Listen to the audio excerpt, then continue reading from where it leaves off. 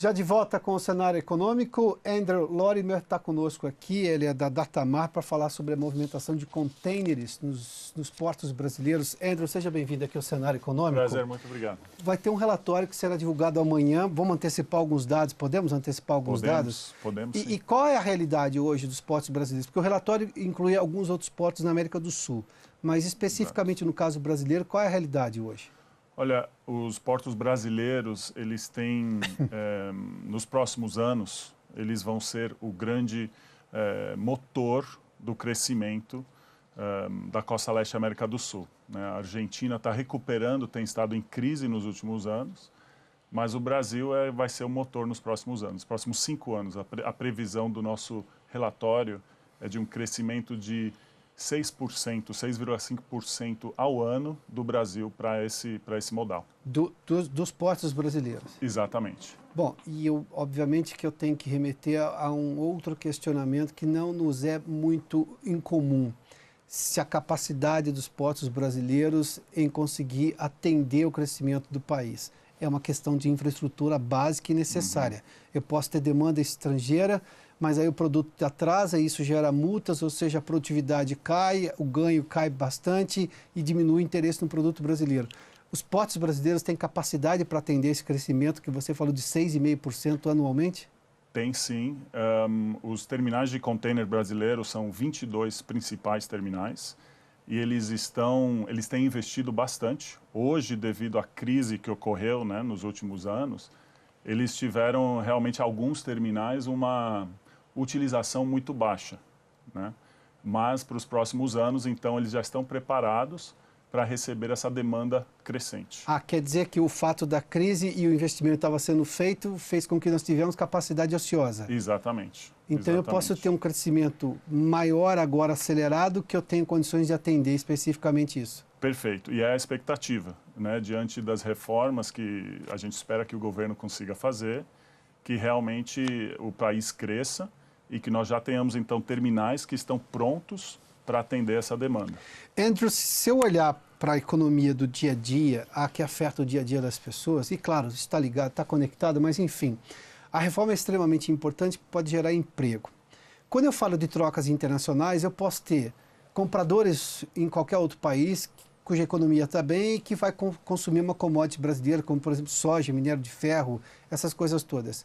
O que a reforma da Previdência altera, ou seja, o que essas medidas que são claramente internas alteram no comércio internacional, que é disso que vivem os portos?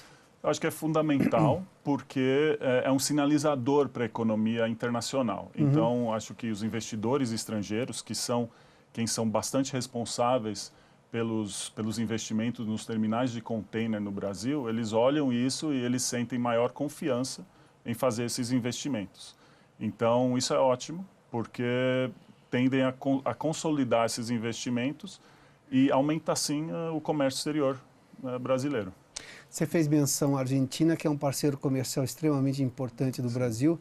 Boa parte da venda de carros de exportações caiu no Brasil porque a Argentina, que é um comprador, deixou de comprar.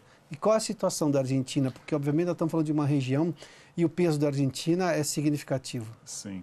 A Argentina tem estado pior que o Brasil, né? Eles tiveram, nos últimos anos, 3 recessões. Esse ano, eles ainda estarão em recessão, de acordo com o FMI, a previsão do FMI. Mas a previsão é que, depois deste ano, eles voltem a crescer e crescer mais rápido do que o resto da América do Sul, da costa leste da América do Sul. Então, isso é bom. Mas esse ano ainda está lento, mas a partir do ano que vem a previsão é de um crescimento mais forte até do que o do Brasil. E lá também os portos estão preparados para atender esse crescimento que obviamente é desejável, mas que venha rápido e mais intenso a partir do ano que vem? Sim, é interessante que você tocou nisso, porque na Argentina existe uma restrição maior para o tamanho dos navios que está aumentando. Então, os portos no Brasil tendem a ter uma melhor capacidade para receber esses navios da próxima geração do que a Argentina.